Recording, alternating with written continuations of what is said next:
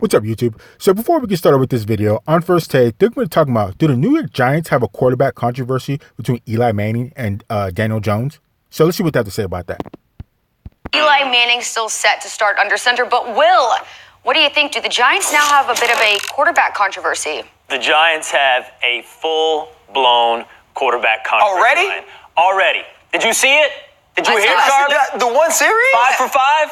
Touchdown? He was looking good. He looked nice. So you're into it too? What can you complain about as of right now? Come on, Will. Tell me why. Here's why the Giants have a quarterback controversy, Ryan. First of all, Daniel Jones looked amazing last night. And I get that life is about expectations. Set them low and aim high, and Absolutely. everybody's happy. But here's the deal. The Giants had a quarterback controversy before this even started, okay? 72% of the quarterbacks taken in the first round have started a minimum of 10 games since 2008. The number of guys that really didn't start their first year, their rookie year, that I can think of over that same time frame is what? One, it's Jake Locker. He is the only first-round rookie quarterback that didn't get a start. So let's set the standard first. This was a franchise that was toying with Eli Manning as it was. This is a franchise whose commitment to Eli Manning was already tenuous. And this was a... So I know there's a controversy between Eli Manning and Daniel Jones, but I think it's way too early to start hyping up Daniel Jones because it's only been one preseason game and he only had one drive. Granted, he did look good for that drive. Daniel Jones did very good on that drive. But like I said, it is way too early to start hyping up Daniel Jones and thinking about him starting over Eli Manning.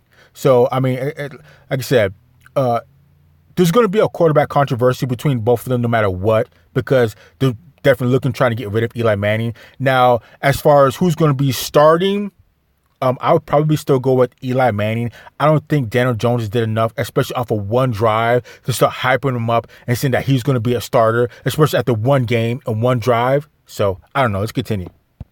Franchise who, like every other franchise in the NFL, is going to have to start the first-round quarterback that they just drafted, number 6 overall. It's not a matter of if, it's a matter of when Daniel Jones starts this year.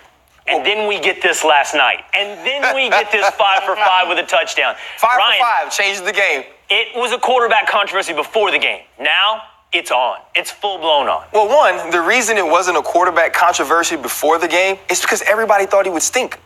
Right? Before the game, when the draft pick was made, everyone was hard on Dave Gettleman. You could have gotten him later. You could have gotten a pass rusher with the 6th pick of the draft. So Josh Allen was still there, who eventually went to Jacksonville. So it was all these different things. And they're saying, you know what? Daniel Jones can't play. So this is a surprise to everyone because the bar was set so low that if he did anything that wasn't disastrous, we were going to say this was a success. And so I don't want to downplay what Daniel Jones was able to do. Daniel Jones hit the receivers that were open. He read the defense pre-snap and knew where things were going to happen and dropped the balls where they needed to be. But here's why it's not a controversy, because there's already a plan, right? I was a part of this organization in the offseason when Eli Manning was drafted and they had Kurt Warner. And eventually Eli Manning took Kurt Warner's spot when Kurt Warner had a winning record because when they got him, they had a plan. Now, Daniel Jones helps them out because he was going to play snaps this year. They understood that Eli couldn't do it. That's probably why on 3rd and 8 in Eli's one drive, we saw a draw. We don't want to see him do well. We want this outcry for Daniel Jones to start. And as the season goes along and as Eli continues to Eli, as we've seen him do over the last 3 or 4 years, Daniel Jones will get his spot. But this isn't a situation where Daniel Jones is going to start week 1. This isn't a situation where there's going to be an open quarterback competition. There's a plan. They understand they can't ruin Daniel Jones, and you don't want to throw him out there to the wolves early because this cover 3 and cover 2 that we saw Greg Williams sit back in last night, Jamal Adams will be on that line of scrimmage rushing at Daniel Jones. It'll be a little different. Exactly. I definitely agree with Ryan. So Daniel Jones definitely was not seeing the full force of what the New York Jets have. Like I said, it's only one preseason game. He only had one drive. He did good, but he's not seeing the full force of what the New York Giants had. Those defensive coordinators weren't trying to confuse Daniel Jones. They weren't playing games with him. So he got a basic package look of what the Jets were going to do over the 2nd or 3rd teamers, and he did a good job. Now, it's going to be a different story in 2 or 3 weeks when it gets closer to a real game time, a real game, and he's going to see different packages. Those defense coordinators are going to try to confuse him, try to trick him. Then we'll see what Daniel Jones is all about. Then we'll see who's going to be able to start opening day. So, I don't know. Let's continue.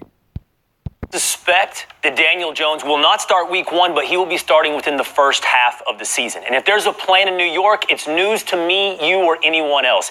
I've heard Gettleman talk about maybe it's not the Kansas City plan. Maybe it's the Green Bay plan. Maybe Daniel Jones will sit for years the way that Aaron Rodgers did behind Brett Favre. And like Mike Tyson said, everybody's got a plan until you get punched in the face. 100%. Daniel Jones just threw the first punch. Man, this right here is going to force the Giants to confront reality sooner than they ever wanted. I'm unconvinced they ever had a coherent plan that they were sticking to with some level of principle. I think they were making somewhat decisions ad hoc. You know, I have to do this. I want Saquon over Sam. That means I got to take Daniel in the next year. I don't think there was ever any 2-3 year plan that they were slowly unfolding for us rubes who couldn't grab it. But here's the thing. You talked about last night, Ryan. Give me Kyler Murray's night, obviously Dwayne Haskins' night, which wasn't very nice. Daniel Jones's night, these kind of throws that I saw last night, and you got to tell me, I was extremely impressed. Set aside 5 for 5 in the touchdown. It's the kind of throws he was making, the windows he was putting it into. So the one window, there was over a yard of separation in all of these throws when you average them out, right? The one throw that I thought was a nice throw was into the cover 2 in the red zone where he hits the ball in the corner pocket. Other than that, these were one read throws that he could get out of his hand quickly. This play action opens up right across the middle to Latimer. That's an easy throw for an NFL quarterback. But you're right. The bar was set so low, we feel a certain way about Daniel Jones. I want you to watch the ball. Look at that. That's the play you're talking about. That's the good play action. That's the good 17, 20-yard pass to Latimer that he runs off the play action. It's got some zip on the ball. It makes it over the defensive coverage. My question to you is, Will, when you watch a ball come out of Kyler Murray's hand, and Daniel Jones, is it even remotely the same? Kyler Murray had some amazing zip on the ball. When you watch, even Dwayne Haskins, a guy you might not be high on. Talk about how far the ball traveled downfield. Kyler, for all that we love, that thing was thrown shallow last night when Kyler was throwing the ball. You are a prisoner of a moment. Okay, so let's get back to what they were saying. So as far as Daniel Jones, so Ryan was correct about, so he had a yard of separation between his receiver and the defender.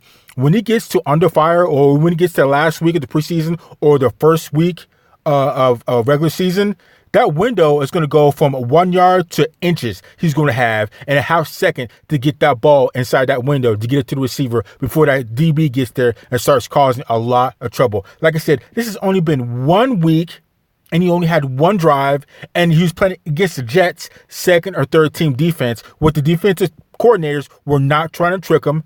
They were not trying to throw different packages at him. They weren't trying to confuse him. So I think we just need to calm down and give a couple more weeks to see how Daniel Jones makes adjustments and how Eli makes adjustments and does what he does. It's just too early to start really hyping up Daniel Jones off of one game and one series. So let's continue. Moment. You live here. You're tired of seeing Eli ruin the franchise. Oh, I'm a Cowboy fan. I got no use for this. There's no reason for me to pump this up. When you watch Daniel Jones play, I just want you to pump the brakes. Now, if we see this in Game 3, and he's the starter of the New York Giants in Game 3, and people are game planning, and they're coming after Daniel Jones, and he's having to go 1, 2, 3 in the progression. If he gets hit in the mouth, which you said that's what everybody has to plan, and it goes out of the window, then we get to see something different. Well, but judging off of this week, I hear you. You know what it says? It's one series. Because we were thinking disaster, right, or euphoria. Yes. Right, that's what Mike Tannenbaum talked about, disaster or euphoria. So it wasn't disaster, so it must be this. Be clear. This is not an overreaction. What I am saying to you today, telling you there's a quarterback controversy in New York, it's not an overreaction to one series in week 1 of the preseason. What Daniel Jones did last night was very impressive. However, the controversy was on before this. The controversy was on when they drafted him number 6 overall. In the NFL, that means Eli is on the clock. The controversy is on. We know he's on the clock. He should have been on the clock 5 years ago. But he wasn't, and now he is. And a lot of people on social media last night, as much hate as Daniel Jones has gotten, a lot of people already calling for him to be the starter this year for the Giants. Because the only quarterback on the internet said something? The only quarterback people thought was worse than Daniel Jones coming into this year was Eli Manning.